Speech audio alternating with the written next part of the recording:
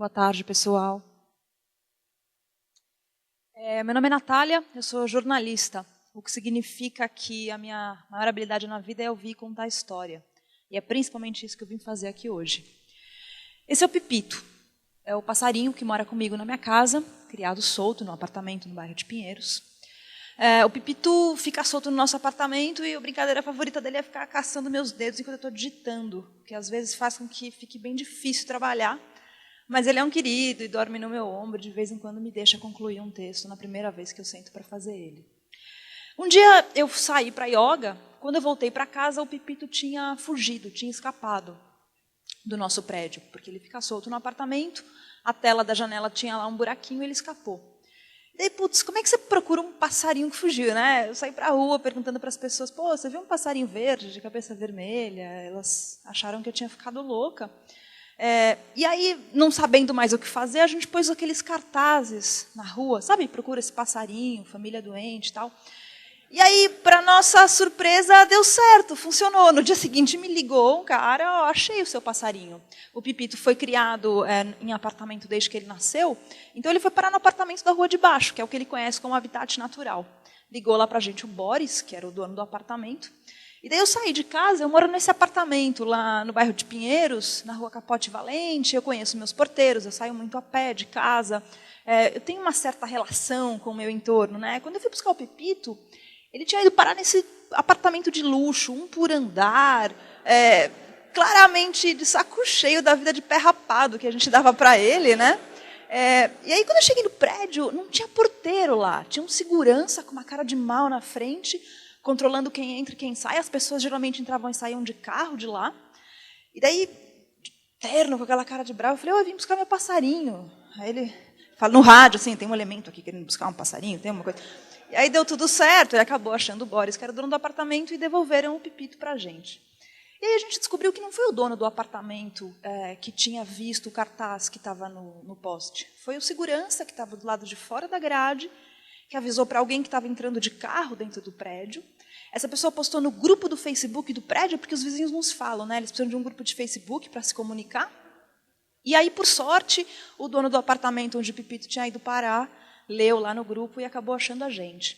Essa história me faz pensar muito sobre que cidades são essas e que relação é essa que a gente tem com a nossa cidade, a partir dessas pequenas coisas cotidianas, essa proteção exacerbada, as cidades que viram enormes superfícies de passagem da qual a gente precisa se proteger em espaços privados, né? Essas reflexões pessoais, principalmente, estão na minha vida há muito tempo, e foram elas que me levaram a criar o projeto Cidades para Pessoas.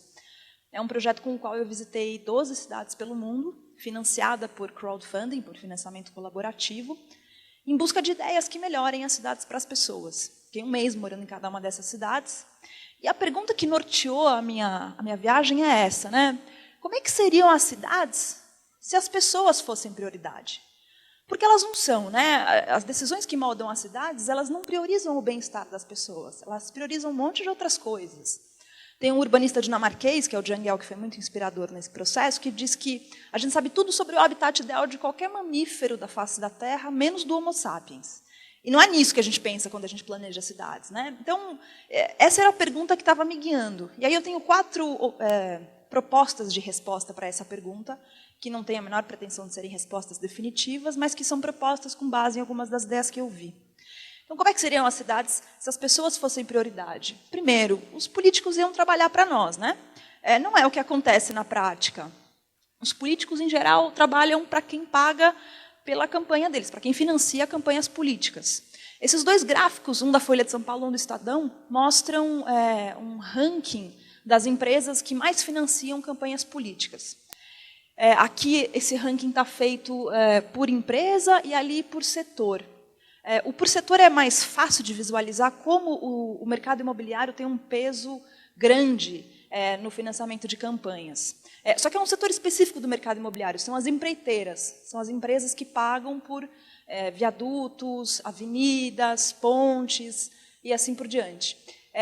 E claramente não é simplesmente um financiamento de campanha que eles fazem, eles estão investindo em políticos que depois vão contratá-los para fazerem obras públicas. É mais ou menos assim que a relação de poder se dá. E o resultado dessa relação de poder é a ponte está errada. A ponte está errada, ela foi construída, não sei se vocês conhecem a história dela, ela foi construída, o dinheiro para a construção dessa ponte vem da compra de títulos de CEPAC, de Certificado de Potencial Adicional Construtivo, de uma operação urbana. O que é isso, né? A cidade é dividida em zonas, e essas zonas têm permissões para que prédios de certas alturas sejam construídos. Quando um grupo de empreendedores quer construir prédios maiores do que o permitido, eles compram esse certificado adicional de potencial construtivo, e esse dinheiro teria que ser revertido num benefício para o local. Você tem que devolver um benefício, já que você está deixando um legado que pode ser negativo para a cidade, né?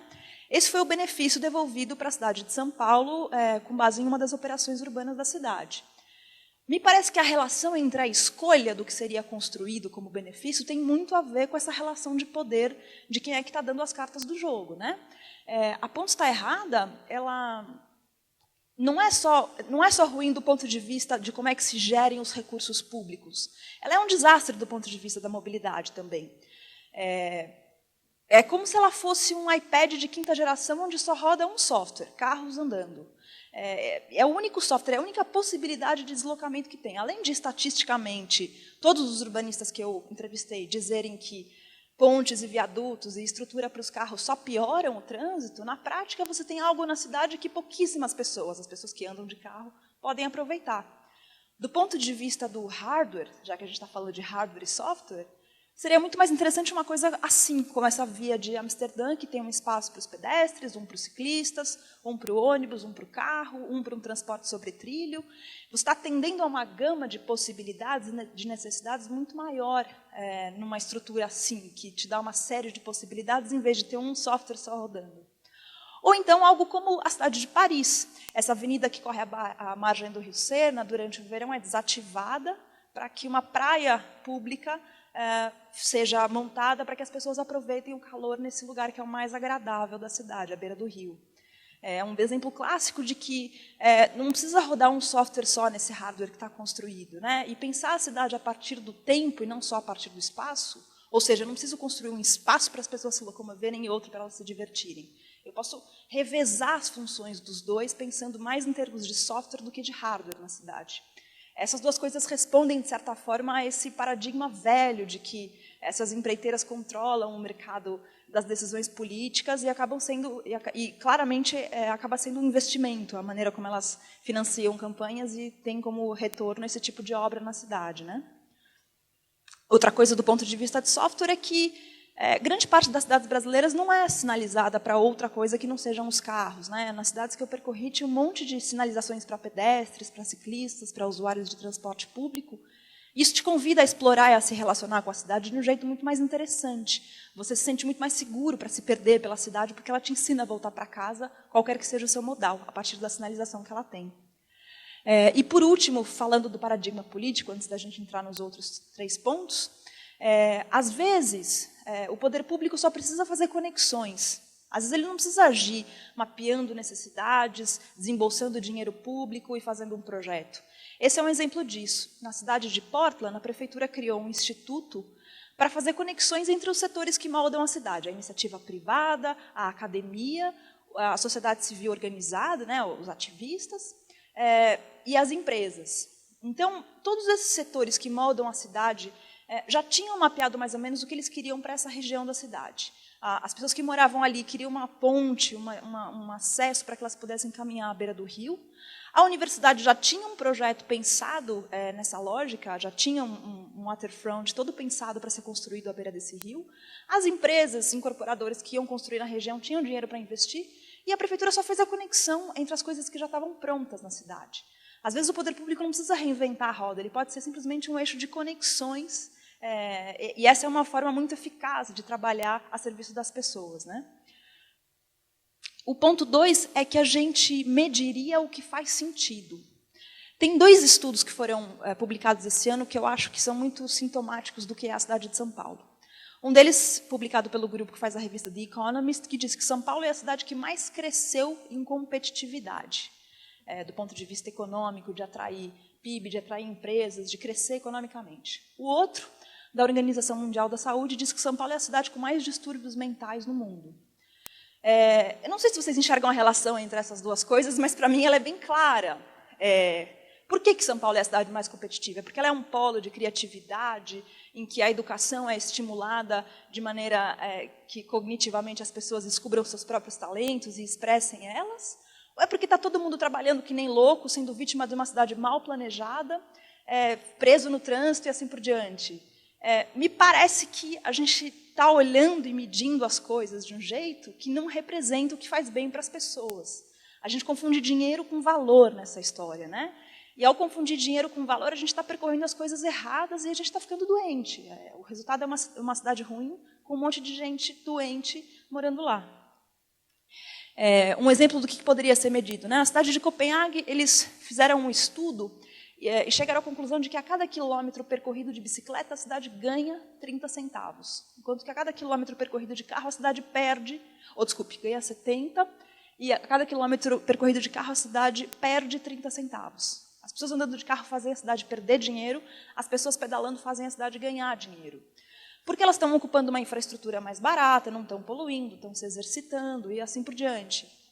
E isso é muito curioso, porque a gente tem um paradigma econômico de que a indústria automobilística é super importante para o país, mas a gente não pensa em como é que o uso do carro ou o uso de outros meios de transporte economicamente faz bem ou mal para as pessoas que moram lá.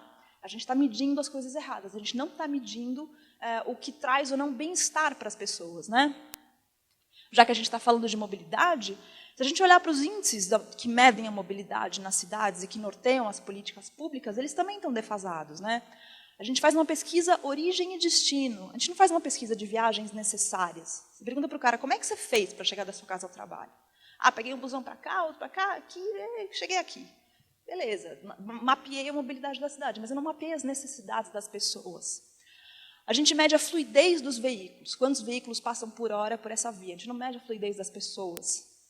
Um SUV com uma pessoa, um ônibus com 60, contam quando a gente mede a fluidez dos veículos. E daí a gente tem um olhar muito mais enviesado, menos interessante e menos preciso da mobilidade. A gente mede quilômetros congestionados, a gente não mede a velocidade dos ônibus, por exemplo. Em São Paulo, 20% das pessoas estão dentro dos carros. É a minoria ocupando a maioria do espaço e um monte de dados que só prioriza essa minoria. Então, a gente está medindo as coisas erradas, né? Ponto 3. A diversidade, não seria só tolerada, né? Ela seria celebrada. A gente precisa da diversidade para que as cidades sejam melhores para as pessoas. Eu imagino que vocês tenham visto esse filme, né? De Volta para o Futuro. Alguém não viu? Que bom. Vocês lembram do que o Marty McFly queria saber sobre ele mesmo quando ele foi para o futuro? Ele queria saber se ele ficou rico, se ele trabalhava numa grande empresa e se ele tinha casado com a namorada dele do colegial. Qualquer pessoa podia ter sonhado isso. Não tinha nenhum talento do Marty McFly expresso nos sonhos que ele tinha para ele mesmo no futuro. É o sonho mais padronizado, mais babaca que um adolescente podia ter sobre ele mesmo para o futuro, né? Será que eu fiquei rico? Será que eu trabalho numa grande empresa? E será que eu casei com a minha namorada? Pelo amor de Deus, né? Eu espero que se esse filme fosse feito hoje, os sonhos do Marty McFly para o futuro fossem outros, né? Eu acho que os sonhos do Marty McFly para o futuro dele são a representação das cidades que reprimem a diversidade, né? Que reprimem as possibilidades, que estabelecem trajetórias cada vez mais uniformizadas de vida, de trabalho, e aí isso reflete nos espaços públicos da cidade, no planejamento urbano. Um exemplo que eu acho que pode parecer meio bobo, mas que é claro, por que toda a cidade é asfaltada? Por que essa é a resposta para pavimentar todo o catso de toda a cidade no mundo, né?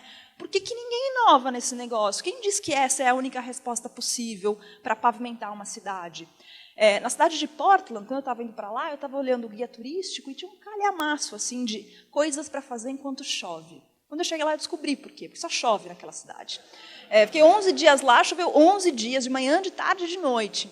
Eu falei, chove sempre? Os caras, não, chove só de novembro até junho, julho. Eu falei, legal, né? Chove pra caramba. E a chuva fica sendo um inimigo do asfalto, que é impermeável, por cima do qual a água corre e chega muito mais poluída até os rios.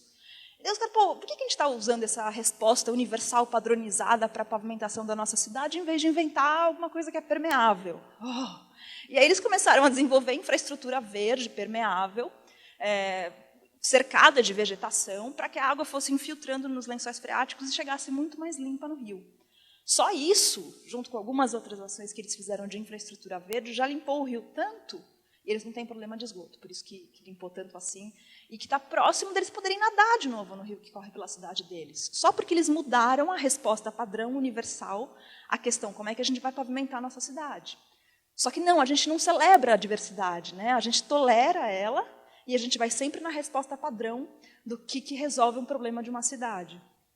Um outro exemplo que eu adoro, em termos de incentivar a diversidade, é esse bilhete único da Alemanha, o Mobility, que contempla uma rede de transporte público, de bicicletas de aluguel e de carros de aluguel. Tudo isso está contemplado no mesmo bilhete único. E se você tem uma bicicleta sua, você pode instalar um chipzinho nela, e aí, cada quilômetro que você pedala, você ganha créditos nesse sistema, porque eles partem do princípio de que você está fazendo um bem para a cidade. É uma celebração da diversidade, das possibilidades, né? E, por último, o melhor exemplo que eu consegui encontrar de celebração da diversidade, que é essa foto foi tirada à beira do Rio Sena, em Paris, e era um grupo de pagode cantando a música do Pimpolho. A parte 4 da história é que eu acho que o quarto ponto que eu levantaria é que as regras que moldam e gerem a cidade seriam mais facilmente atualizáveis à medida que as pessoas precisassem de regras novas que priorizassem elas. A gente tem regras sociais, burocráticas, políticas, ideológicas que muitas vezes engessam a inovação, engessam as possibilidades, né? Um exemplo, na cidade de Copenhague, na década de 60, um prefeito falou: eu vou transformar essa avenida aqui numa via de pedestres. Toda a opinião pública foi contra, todas as lojas de comércio falaram que iam falir, que era um absurdo. E a manchete do The Copenhagen Post é: não somos italianos, somos dinamarqueses e precisamos dos nossos carros. Esse prefeito é louco, ninguém vai andar a pé na Dinamarca, esse lugar tem um clima gélido, e esse cara está maluco e a gente tem que fazer alguma coisa. Só que o prefeito foi ao fim, fez o projeto. E 50 anos depois, quando a Struer já era a rua de pedestres mais famosa da Europa, a manchete do mesmo jornal era: 50 anos de efervescência e amor ao nosso espaço público, Struer. Tem um certo conservadorismo que impede a gente de avançar em possibilidades, testar ideias nas cidades. Eu acho que Copenhague é sempre citada como o exemplo de cidade boa para as pessoas, boa para pedalar, mas ela já teve que quebrar com isso também. Um outro exemplo disso é em relação à visão. Essa é minha amiga, Biba Russo, minha amiga querida, que é uma atleta de 60 anos, que todo dia acorda, corre nas ruas da cidade, e corre muito melhor do que eu, aos 29, e a Biba um dia caiu, tomou um tombo na calçada, e essa é a foto de como é que ficou o braço dela depois da operação, de tantos pinos que ela teve que colocar, porque ela tomou um tombo, porque o pavimento não estava bem feito. Ela sofreu um acidente de trânsito. A Biba sofreu um acidente de trânsito, porque se a gente leva os pedestres a sério, se os pedestres são parte importante da mobilidade da cidade, e se a calçada, que é a via dos pedestres, teve um problema e alguém caiu por causa desse problema, ela teve um acidente de trânsito. Mas a gente não consegue contabilizar assim, a gente não pensa assim, a gente não tem esse mindset. A gente, pelo contrário, a gente fica se apegando a ideias velhas das coisas e não permite que uma visão nova nos ajude, inclusive, a moldar a política pública de mobilidade, que agora vai começar a investir em infraestrutura para os pedestres, por exemplo. A Biba já está se recuperando, viu, pessoal? Está tudo bem com ela. 4 exemplos bem rápidos do que muda esse paradigma, do que vira essa chave. O projeto Working for Utah, a jornada semanal de 40 horas de trabalho, em vez de ser dividida em 5 dias, passou a ser dividida em 4. Eles passaram a ter um fim de semana de 3 dias. E aí, o que aconteceu na prática, além de todos eles terem muito mais qualidade de vida e tudo ser muito mais legal, o que aconteceu na prática foi que passou-se a dirigir muito menos carros na cidade. E eles concluíram que eles lucraram 3 milhões de reais no primeiro ano, porque estavam poluindo muito menos, tinha menos congestionamento e assim por diante. Eu não vou meter a todos para a gente não estourar no tempo, mas eu vou dar só um segundo exemplo, que é a favela de Kibera, em Nairobi, não estava no mapa oficial da cidade até 2007, até os moradores da própria favela começarem a mapear, numa plataforma online, a sua favela, e aí ela ganhou não só as atenções de várias universidades do mundo, como a do poder público local, que passou a contemplá-la no seu planejamento. É um exemplo de alguém que saiu, que criou uma nova brecha, uma nova maneira de moldar as regras ao seu bem-estar, ao bem-estar de uma comunidade, nesse caso. Eu diria que eles hackearam a cidade. Por último, o Peatonito, que é um super-herói da Cidade do México, que vai para cidades vestido de peatonito. Peaton em espanhol é pedestre. Vai para cidades para lutar pelos pedestres contra os carros que não os respeitam. Na Cidade do México, a licença, a habilitação, ela não tem prova, porque era tão corrupto o sistema que eles simplesmente vendem agora a habilitação, é mais fácil. Então, vocês podem imaginar o caos que é atravessar uma rua na Cidade do México. Daí vai lá o peatonito lutar pelos pedestres, e ele começou a pintar calçadas onde elas não existiam, onde elas eram esdrúxulas na cidade. Isso atraiu tanto a atenção da mídia que a prefeitura não teve outra escapatória senão construir mesmo essas calçadas onde elas não existiam. Toda vez que ele sai com uma lata de tinta na mão, as pessoas sabem que tem uma calçada nova chegando por aí. Vou pular esses 2 exemplos. Só para encerrar, esse é um minhocão na cidade de São Paulo, que eu acho que é o pior espaço público da cidade. Mas essa sou eu plantando bananeira exatamente no mesmo ponto de onde a gente estava vendo aquela foto. Isso aconteceu durante o festival do Baixo Centro, que foi um festival de ocupação artística do centro da cidade, que não construiu nada, foi um projeto só de software, não tinha nenhum hardware sendo construído ali, que mudou as características desse espaço público a partir do uso que as pessoas faziam dele. Essa é uma foto tirada minha e das minhas amigas no dia em que o Baixo Centro aconteceu, e eu fico pensando que se eu vejo um cartaz turístico, assim, venha para São Paulo com essa foto, eu vou, assim, para essa São Paulo eu queria ir. E aí eu fui conversar com um amigo meu, que foi um dos organizadores do Baixo Centro, para perguntar para ele qual que é o legado do Baixo Centro. Segunda-feira ele vai acabar, vai todo mundo voltar a andar de carro aqui, e aí, né? O que esse festival deixa para as pessoas? Ele falou, pô, é o legado do possível. Todo mundo que esteve aqui experienciou, sentiu na pele que é possível as cidades serem melhores para as pessoas. É isso aí, obrigada.